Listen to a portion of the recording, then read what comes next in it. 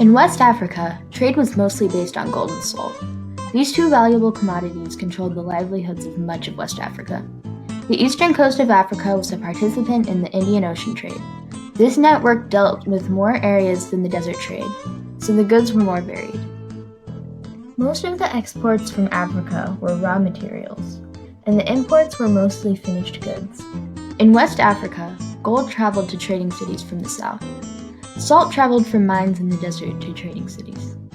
The salt slabs, relatively durable and unwieldy, were loaded onto camels, each animal carrying 2 blocks that weighed up to 90 kilograms.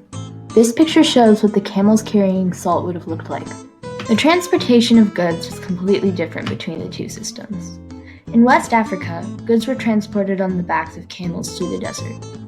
In East Africa, goods were transported through the Indian Ocean on ships. The great thing about seaborne trade is that you can trade bulk goods like cotton cloth, foodstuffs, and timber that's all too heavy to strap onto a camel or mule.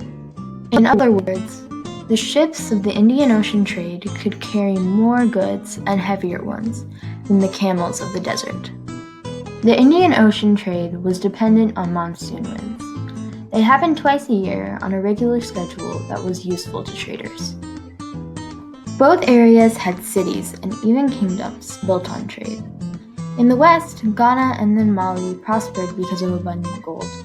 Cities without outward government thrived on trade. In the east, the Swahili coast was built on the Indian Ocean trade. They traded with Arabia, Persia, China, India, and others. The indigenous Bantu and all these foreigners mixed, as did their languages, with intermarrying being common and a consequent blending of cultural practices, which led to the evolution of an entirely unique Swahili culture. The widespreadness of these trade routes showed just how large the Indian Ocean trade was. Both systems didn't only trade goods, they also traded ideas and inventions. In both the East and the West, Islam spread through trade, although interpretation of the religion varied. The women there have friends and companions amongst the men outside their own families, and the men in the same way have companions amongst the women of other families.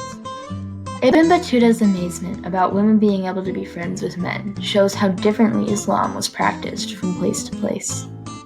In addition to different treatment of women, many people incorporated their original animist beliefs into Islam. The astrolabe is a good example of inventions being spread through trade. It was introduced by the Muslims, and it spread throughout the entire Indian Ocean trade.